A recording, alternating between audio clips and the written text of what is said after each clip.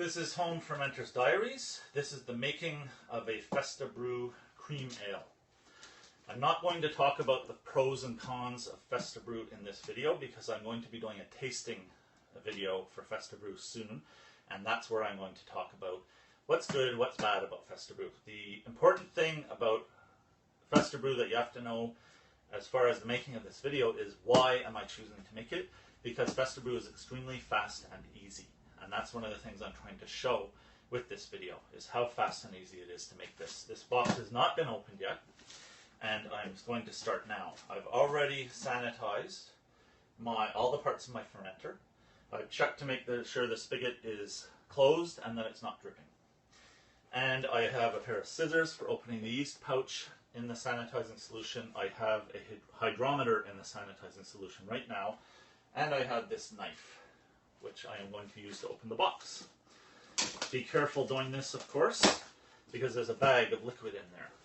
So, really careful with the knife, especially for this little part here. That's done. I'm going to use the knife again, so I want it sanitized. Now it's sitting in the sanitizing solution. Next thing I would normally do is cut a hole in this box so that the spigot, this yellow spigot, on the bag would fit through the hole, because it's easier to carry the bag and pour it into the fermenter if you have the spigot through a hole in the box. But I'm not going to do that this time because I did it last week. So what I'm going to do instead is I'm going to put this on the floor. It's only up that high so you can see it. I'm going to put this bag here instead, this box here instead. I'm going to take out this old Festa Brew bag, which I've kept and cleaned for reasons I'll go into in another video, out of the way, and now I'm going to put the new bag into the old box.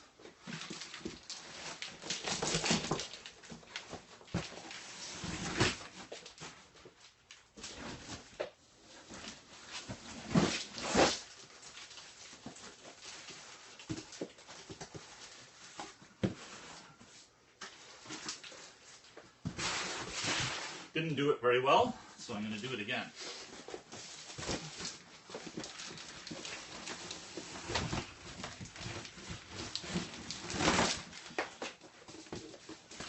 And back up here. Now, I didn't do it well because I didn't put the spigot close to the hole. This time I did. Okay, the spigot's gone through the hole. Now I just have to fold the rest of the cardboard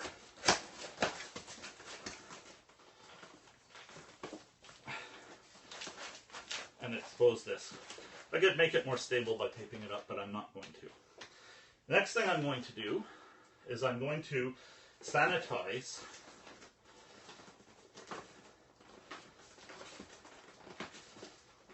this. The edge of this can touch the beer, so I want it clean. So I'm taking a clean piece of paper towel, dipping it in sanitizing solution, and wiping the outside of the spigot. I'm also getting sanitizing solution on my hands, which helps keep them sanitized. Trying to get 30 seconds of exposure, or do this until I get tired of it. Had enough. I need the knife again, because I'm going to use it to pop the cap off of this. It's easy to spill some of this when you do this. I'm going to try not to, but we'll see.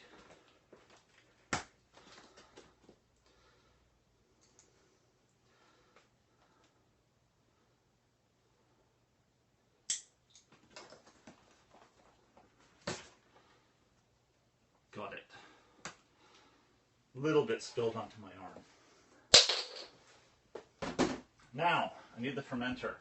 I'm taking the lid and the krausen collar off and putting them upside down on my water jug so they don't touch anything, or the parts that will touch the beer don't touch anything. I'm moving my fermenter down onto the floor so I can do this pour more easily.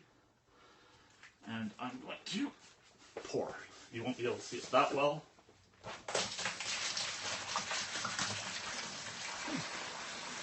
See a little bit.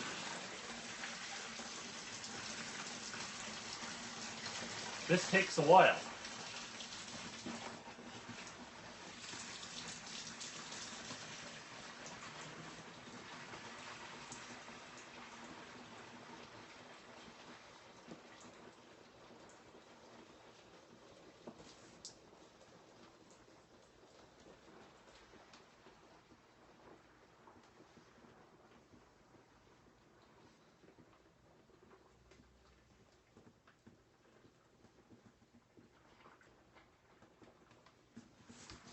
It is 23 liters of liquid after all, so that's going to take a while. Opening this, cleaning out the bag. Not all of it comes out. So now it's light, it's easy to handle the bag and get the rest of it in there. This can be cleaned and used again for certain things. Now I need my fermenter back up on the table, so I'm going to lift it. I did spill some. I'll just use a towel.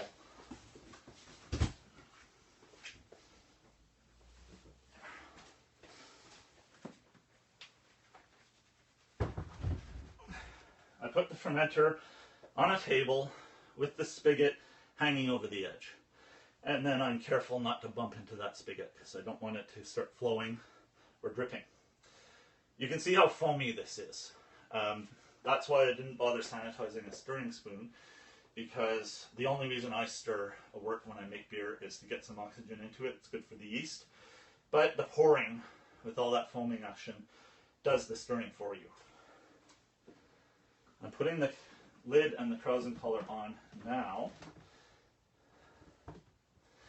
because the only two things that are left to do are to take a hydrometer reading and to pitch the yeast. The hydrometer is hard to use when you have all this foam, so I'm going to let this sit for a while till the foam goes down. I'm going to stop videotaping and not show that part. Once the foam goes down enough, I take my hydrometer reading and I record it, and then I pitch my yeast on top of the liquid. I don't stir my yeast, you don't have to, and I don't like to. And then all I have to do after that is put the lid back on, use these two clips to hold the lid onto the krausen collar, and the beer starts being made by itself. It'll be in there for a week. I leave it in there for a week. One other thing I'm going to do is take my yeast pouch, which is in a waterproof plastic pouch.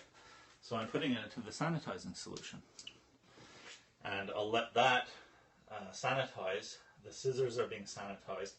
Anything that's going to touch this yeast will have been sanitized. And at that point, once the foam goes down, I've done my hydrometer reading, I'm using those scissors to open that yeast pouch, I'm pouring the yeast in, I'm putting the lid on, and I'm done. So this is the making of Festa Brew. As you can see, it doesn't take very long. It'll probably take about an hour before this foam goes down. So I'll just go and do other things.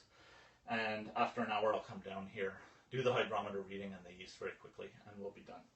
So thank you for visiting Home Fermenter's Diaries, and I'll see you next time.